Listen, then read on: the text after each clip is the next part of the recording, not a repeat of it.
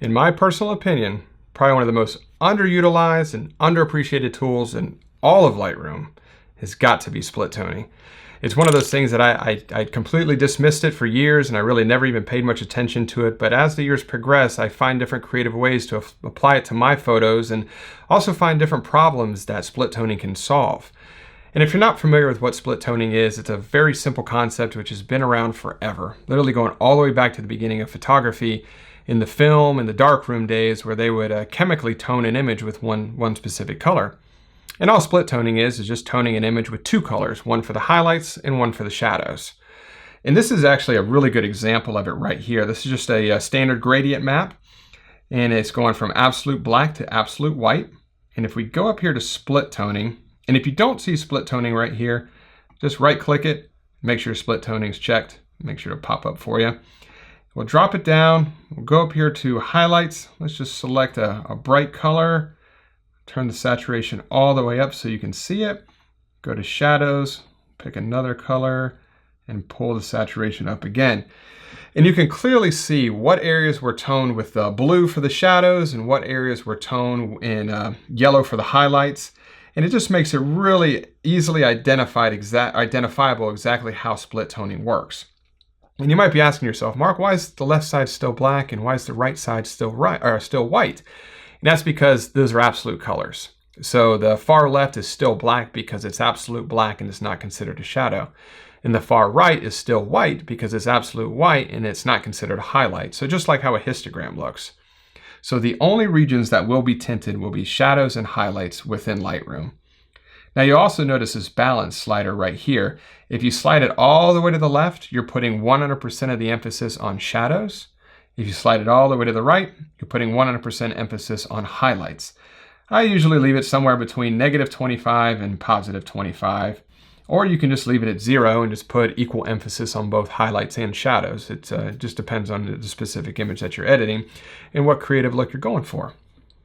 Now there's multiple different ways to select the colors, which I'll jump into that in the next example. But you know, much like anything, much like anything in photo editing, there's certain images that split toning works well for and certain images that it doesn't. Now this next example here, in my opinion, is a perfect example of an image that's a great candidate for split toning.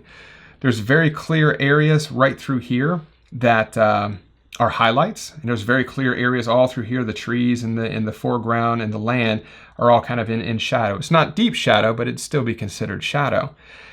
And when I took this photo, the sun was rising through the fog and it had a nice warm tone to it, but it didn't come across in camera. So the fog and the mist just kind of looks white. So I really want to kind of add that warmth back in. So what we're going to do is we're going to come up here to highlights. Kind of a quick trick is if you hold down the option key and go to the hue slider and just slide it around.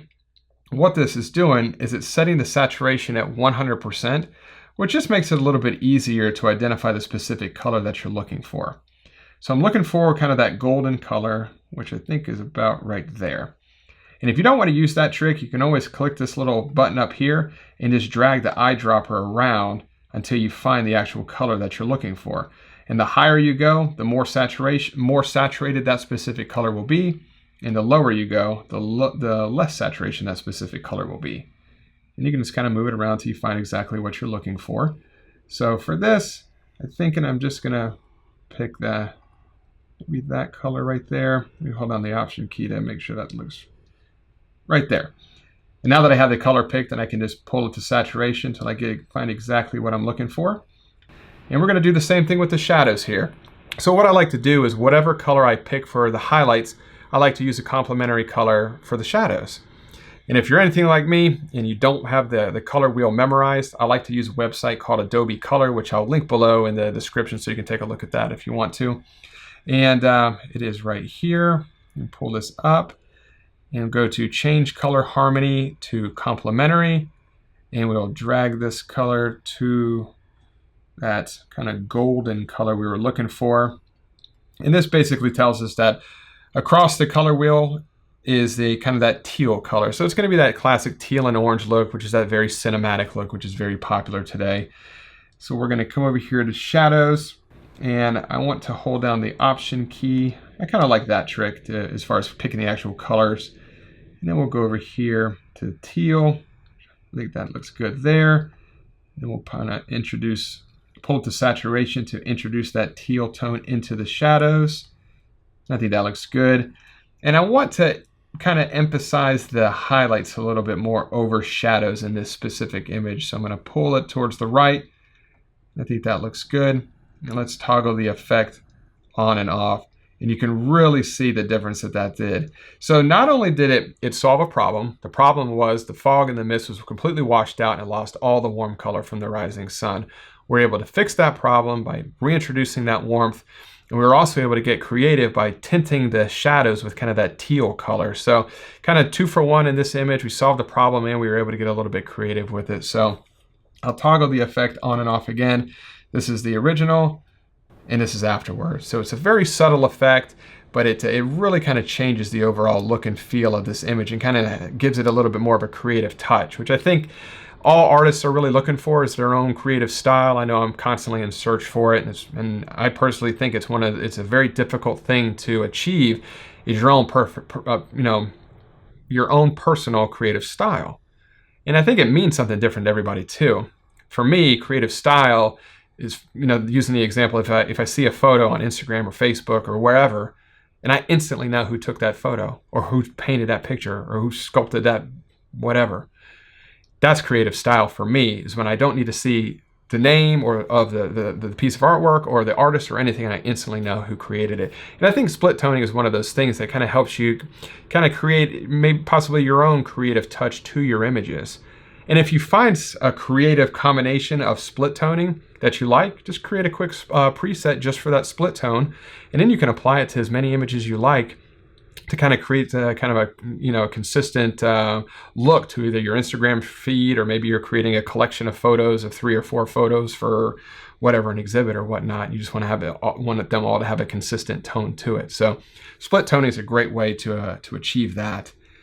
Now for this next image here, this is obviously a very cold image. It was, of course, taken in the wintertime.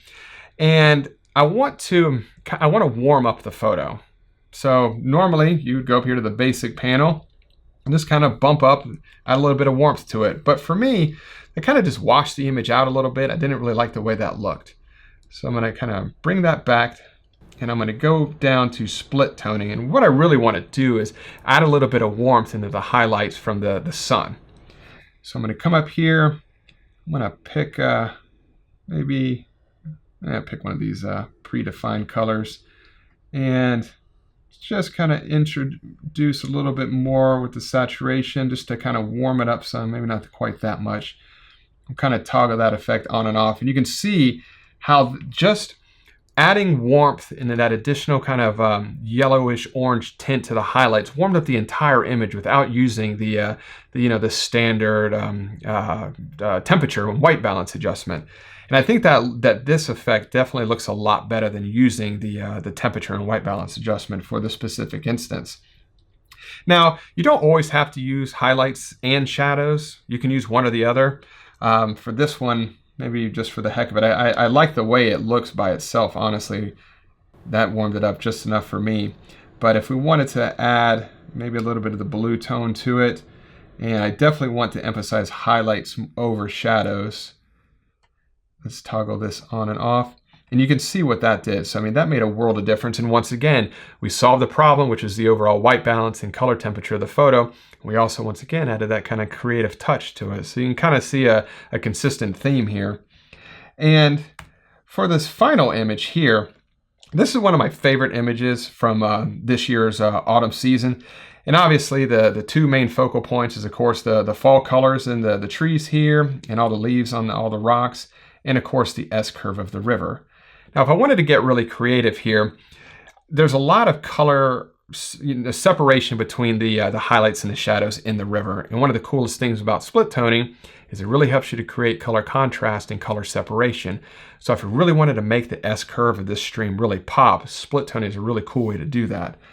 So if we come up here to highlights, I'm going to hold down the Option key and and just drag this around. Once again, I want to find that warm color. I think right there looks good. bring up the saturation some just to introduce that in there. Maybe, let me just pick a specific color. Maybe this right here looks good. And then we're going to come down here to shadows, and I'm going to do the same thing. I'm just going to pick a kind of a bluer tone color and introduce that in there as well. That looks good. And emphasize kind of highlights over shadows here. Let's see. I think that color might look a little bit better. Like that. Let's just toggle this on and off and see what we did. So if you just look at the stream, you really notice that it just added that little bit of creative flair to the actual just S-curve of the stream, just to kind of make it stand out a little bit. You know, I like both ways. I like the original way. I also like this kind of a more creative way. And of course, you could kind of fine tune this a little bit and just really refine it just to make it exactly how you're looking for. But that's just kind of a creative way that you can kind of make certain focal points of an image just stand out just a little bit more. So the possibilities with split toning are really endless. You could spend hours just fiddling around with past images, just trying to fix potential problems that they might have, or just kind of get a little bit more creative with them. So I love using it. I think you will too. The more you kind of play around with it and get used to it, it's a lot of fun. So I hope you're able to get something from the video today that you possibly didn't already know. And if you know of any split toning trick that I didn't mention, definitely leave it in the comment section below. Maybe I could apply it to my photos moving forward. And as always, any questions you have, just shoot me a comment below. I guarantee I will get back in touch with you. And if you enjoyed the video, if you could give it a thumbs up. And if you're not subscribed to my channel, if you could definitely subscribe, that would mean a lot to me as well. And as always, I appreciate you watching, and I'll see you next week. Bye.